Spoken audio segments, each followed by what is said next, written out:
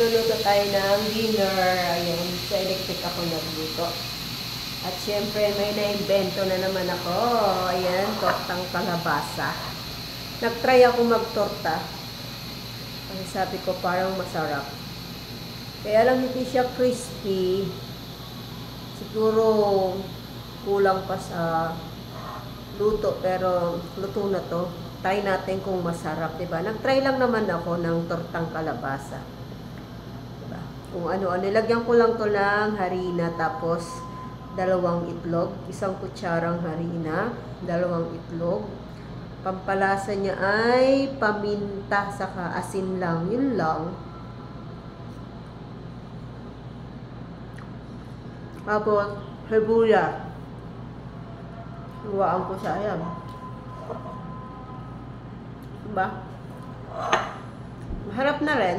Masarap na rin. Kaya lang kulang siya sa sa crispy. Siguro mas masarap to kung lalagyan mo siya ng crispy fry, di ba? Para mas crunchy. Or yung talaga yung lutong-luto talaga siya sa mantika. Para crispy. Mas masarap. Ayan. Try natin ulit. Masarap. Lahang kalabasa.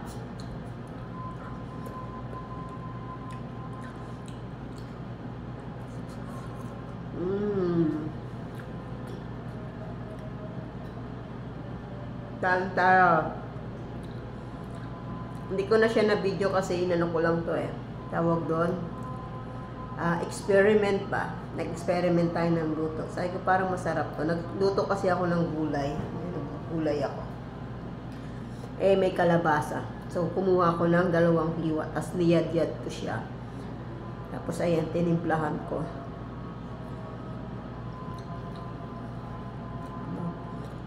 Masarap. Malasa.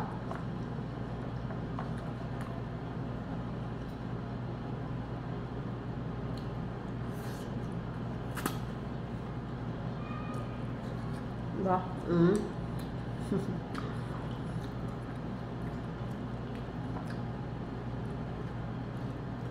Ayan. Diba? Diba yung tsura nito? Yung kabilang side na pula, yung kabilang side na pula. Pwede na yan. Ako lang naman kakain Diba? Wrap. Pwede na. Wala siyang papakin.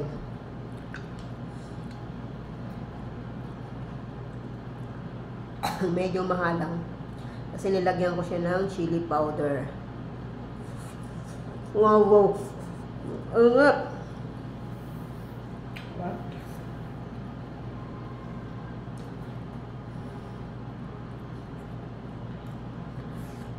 Pero masarap, promise.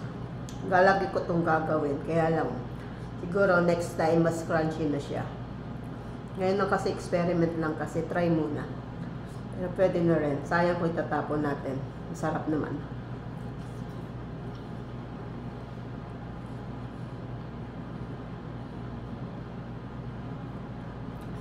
Parang parang pancake. Pancake Maharap siya, guys, promise.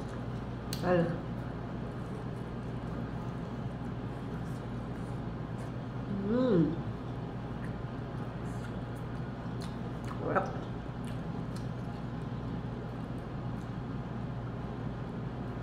Dalawang hiwa lang to na maliit.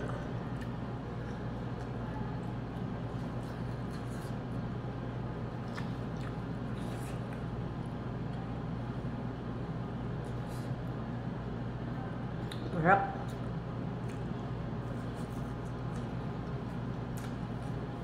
Diba?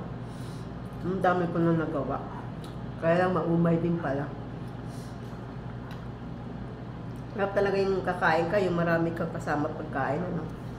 May kaagawan ka. Wala akong kaagawan Walang. Sarap. Try nyo guys. Masarap yan. Tortang kalabasa with chili powder.